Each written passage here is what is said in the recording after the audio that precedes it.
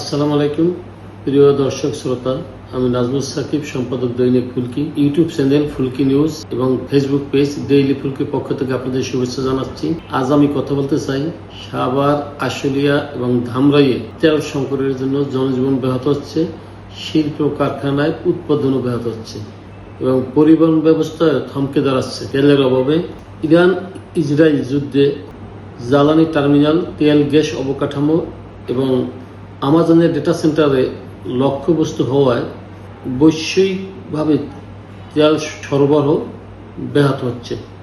এর প্রভাব বিশ্বব্যাপী পড়ছে, অর্থনীতিতে উপর বড় ধাক্কা লেগেছে, মানুষের জনজীবনে চরম প্রভাব পড়েছে। তেল সংকটে সাভার, আশুলিয়া, ধামরাইয়ে 1553টি শিল্প কারখানা উৎপাদন ব্যাহত হচ্ছে। অনেকে তেলের জন্য বিভিন্ন তেল পাম্পগুলোতে ধরা দিচ্ছেন, কিন্তু তারা প্রশাসনের নির্দেশ ছাড়া, পরামর্শ ছাড়া তেল দিচ্ছেন না, চাহিদা মতো তেল পাচ্ছে না। এতে দারুণভাবে শিল্প মালিকরা উদ্বিগ্ন, উৎকণ্ঠিত হয়ে পড়েছেন। সাভার উপজেলা নির্বাহী অফিসারের কার্যালয়ে অনেকে ভিড় জমায় তেল নেওয়ার জন্য, তাদের তেল সরবরাহ অ্যালটমেন্টের জন্য। এখন ইউনো সাহেবের সাথে আলাপ করে জানা যায় যে সাভারে 52টা তেল পাম্প রয়েছে। এই 52টার মধ্যে এলপিজি পাম্প রয়েছে 60টি এবং সিএনজি রয়েছে 4টি, আর 5টি পেট্রোল পাম্প বন্ধ রয়েছে। বাকি পেট্রোল পাম্পগুলোতে চাহিদা মতো তেল পাওয়া যাচ্ছে না, যার জন্য এখানে সংকট লেগে আছে। মানুষ মোটরসাইকেল নিয়ে, তার প্রাইভেট কার নিয়ে এবং পরিবহন সার্ভিসগুলো নিয়ে মানুষ আসলে দীর্ঘ লাইনে দাঁড়িয়ে থাকতে হয়। এইভাবে একটা হুলস্থুল কারখানা সৃষ্টি হয়েছে। রাস্তাঘাটে পরিবহন খুব কম দেখা গেছে কয়েকদিন যাবৎ, কারণ তেল সংকটের কারণে অনেক পরিবহনই রাস্তায় বের হতে পারছে না, আর বের হইলেও 2-3 ট্রিপ মেরে আবার নির্ধারিত সময় অনেক আগেই তাদের গ্যারেজে বা ঘরে চলে যায়।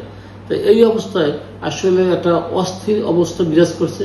তো সাভারে দেখছি আমি একটু খোঁজ খবর নিয়ে, এই 1553টা শিল্প কারখানার মধ্যে কয়টি তেল নির্ভর এটা কোনো সংস্থাই জানে না, প্রশাসনের কাছে খবর নেই, হালনাগাদ কোনো তথ্য তারা কোনো লিপিবদ্ধ করতে পারে নাই যে 1553টি গার্মেন্টসের মধ্যে কতটি তেল নির্ভরশীল।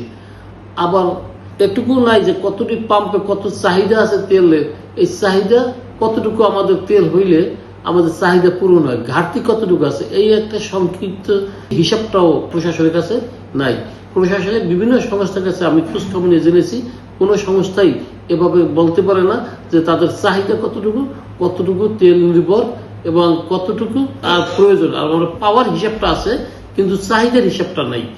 এখানে শুধু মিল কারখানা ছাড়াও বিভিন্ন শিক্ষা প্রতিষ্ঠান রয়েছে, জাহাঙ্গীরনগর বিশ্ববিদ্যালয় সহ বেসরকারি অনেকগুলি বিশ্ববিদ্যালয় রয়েছে, এদের তেল সরবরাহ দিতে অগ্রাধিকার ভিত্তিতে।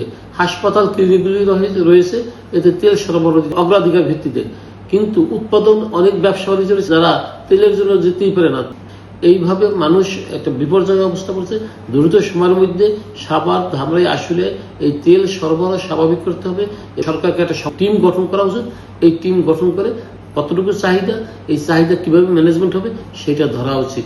আমাদের চাহিদাটাকেই আমরা নির্ধারণ করতে পারিনি এবং তেল ব্যবহারকারী যে পরিমাণ এটা জানা দরকার। না হলে উৎপাদন ব্যাহত হলে মারাত্মকভাবে শিল্প কারখানাগুলো ক্ষতিগ্রস্ত হবে, মানুষ তাদের চাকরি হারাবে। অনেকেই বাসাবাড়ি যারা ভাড়া দিয়ে চলে, তারা বাসাবাড়ি ভাড়াগুলিও বন্ধ হয়ে যাবে। এই অবস্থায় তেল ম্যানেজমেন্টটা খুবই জরুরি এবং দ্রুত সময়ের ভিতরে সম্পন্ন হবে বলে আমরা আশা করি। ধন্যবাদ সবাইকে। আসসালামু আলাইকুম রহমতুল্লাহি ওয়া বারাকাতুহু।